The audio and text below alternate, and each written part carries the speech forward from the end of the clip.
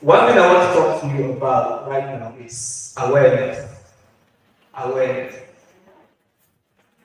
Most people are not aware of the existence of death. Most people were given birth asleep. They live asleep, marry in their sleep, they die in their sleep, without coming into the full reflection of who God designed them to be. Hallelujah. I'll start with this story. Oh, wait, I don't take much time. Just brief story and we'll move into better passages for the day. Hallelujah. So, once upon a time, there was a farmer. He just went out strolling around his farm and he found an egg of an eagle. Just one egg. He picked the egg and when he returned home, he kept it where his hen laid her egg. So the egg was among the chicks. Yeah, among the eggs that was laid by the hen. So that hen hatched all the eggs, including that eagle. So we had chicks and one eagle among the chicks. That eagle grew among the chicks, scratched the ground for worms, ate what the chicks ate, crackled, did all the things that chickens do. That eagle grew old. Then one day, he saw a magnificent bird on the sky, flying. Then he asked another chick beside him, who is that magnificent creature seen above, flying so high? Then the chick said, you see that is flying up there? It's called an eagle. It is the king of all birds. We are chickens. The eagle belongs up there, but we as chickens, we belong down here. Hallelujah. Now, that eagle lived among the chicks, grew up, and died as a chicken. It never came into an awareness that he is an eagle. I tell you a short story again. This one had to do with the lion. The lion went astray, so it was still a cub, so very small. He did not find his company of lions again. So he lived among sheep, grew up, ate grass, did everything as a sheep and not a lion. One day, a lion came to hunt for his meal. Then he saw a lion among sheep.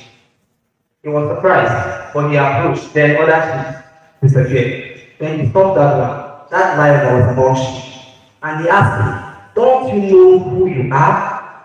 You are not a sheep. But the lion said, no, I have been like this all my days. I am a sheep.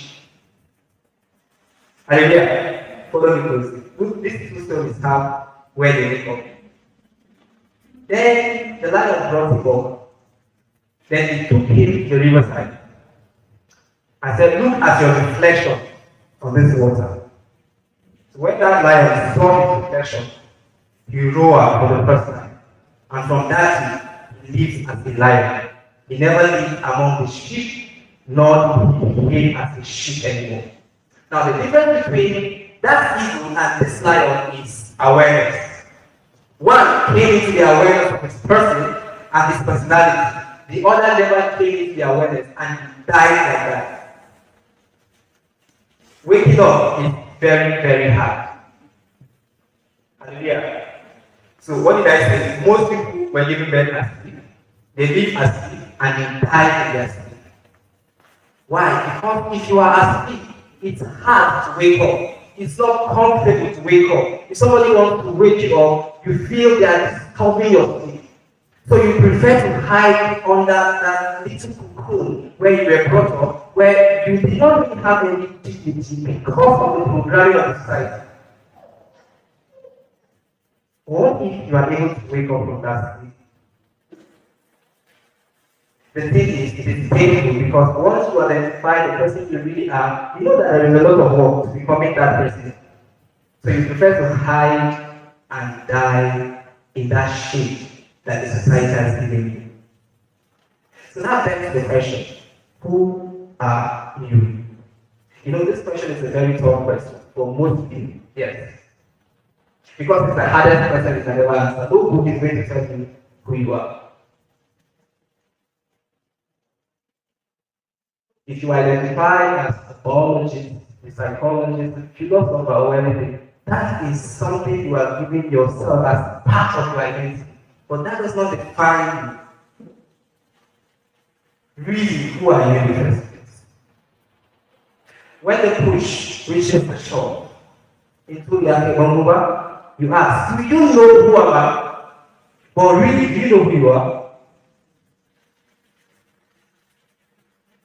Do you really know who you are? If we scrap all your certificates, your every other thing that you try to put around you to define your person, if we take those things away, who are you? Because until you come into the understanding, the awareness of your person, you cannot manifest your fullness. It is as simple as that. But then, I mentioned that waking up is very hard. That's why most of us prefer to stay in our sleep. Are you aware of your person? Now, when you want to take steps into becoming awakened, becoming aware of your person, you observe yourself. It's called self-observation. Socrates said something, says, an unexamined life is not worth living. But it's hard to examine ourselves. It is much more easy to look at somebody and examine the person. How this person is like this, this person is like this. But have you ever observed? To observe yourself, like, okay, this is me. I want to check who the person told me is actually. Because it's hard.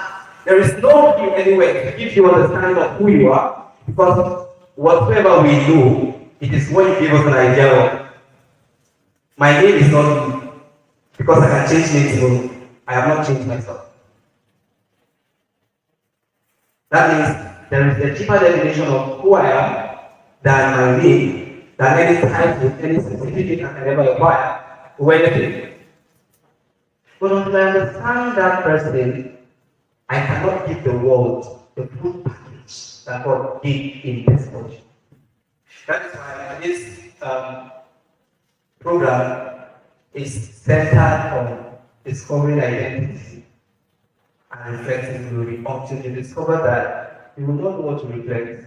Because basically, whether you like it or not, there are a lot of programs in the society, a lot of systems designed to push the saying to you that you accept and even regard as if you were the one that proposed them. But you do not know. And until you come into the understanding, the glory of God will not be fully manifest. Hallelujah.